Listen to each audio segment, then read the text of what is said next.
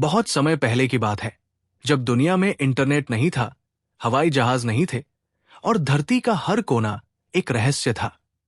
तब स्कैंडिनेविया की बर्फीली घाटियों और ऊंचे नीचे जंगलों में एक अद्भुत जाति रहती थी, वाइकिंग्स। ये लोग तेज हवाओं, ऊंची लहरों और कठोर जीवन के आदी थे। अध्याय 1, भूख, ठंड और सपने। नॉर्वे, स्वीडन और डेनमार्क में बसे इन लोगों की जमीन ठंडी और पत्थरीली थी। खेती मुश्किल थी और हर साल जनसंख्या बढ़ती जा रही थी। भोजन कम था, सोने चांदी की चमक दूर देशों से बुला रही थी। एक दिन रोल्फ, एक जवान वाइकिंग योद्धा, अपने पिता से पूछता है, पिताजी, क्या सच में समुद्र के पार सोने से भरे नगर हैं?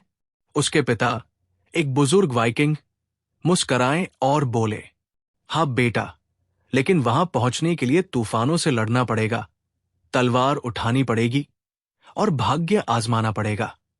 अध्याय 2, लिंडस्फर्न पर हमला। और फिर 793 ईस्वी में सैकड़ों लॉन्गशिप समुद्र को चीरते हुए इंग्लैंड पहुंची। लिंडस्फर्न का मठ, एक शांत और पवित्र स्थान, पहली बार भय से कांप उठा। वाइकिंग्स ने वहां हमला बोला, सोना चुराया और डर की छाया पूरे यूरोप में फैला दी। ये कौन है? यूरोपीय लोगों ने पूछा। ये समुद्र के शैतान हैं, इन्हें वाइकिंग कहते हैं, पुजारी ने कांपते हुए उत्तर दिया। अध्याय 3, व्यापार, लूट और विस्तार। रोल्फ अब सिर्फ लुटेरा नहीं था, बल्कि एक व्यापारी, खोजकर्ता और एक राजा बन चुका था। वाइकिंग्स ने व्यापारिक रास्ते बनाए।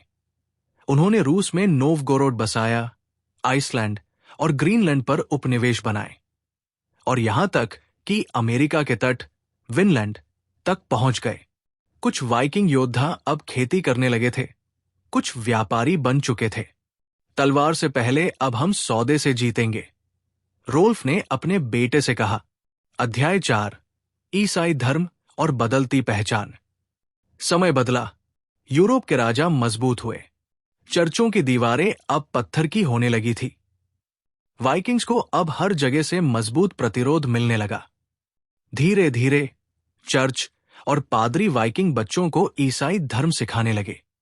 रोल्फ के पोते एरिक ने एक दिन कहा, दादा, अब हम युद्ध नहीं करते, हम चर्च जाते हैं और प्रभु यीशु की प्रार्थना करते हैं।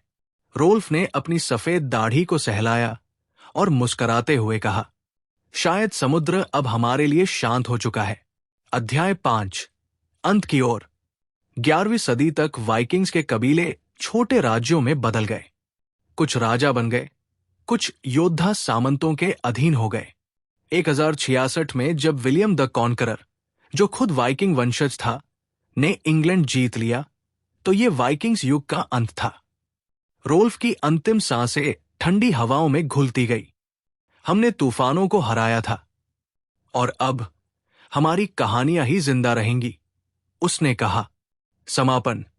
और इस तरह समुद्र के बेटे वाइकिंग्स लूट से लेकर राज्य तक, धर्म से लेकर संस्कृति तक और तलवार से लेकर व्यापार तक के सफर में इतिहास बन गए। उनकी कहानी आज भी थोर, ओडिन और वालहल्ला जैसे पौराणिक किस्सों में गूंजती है।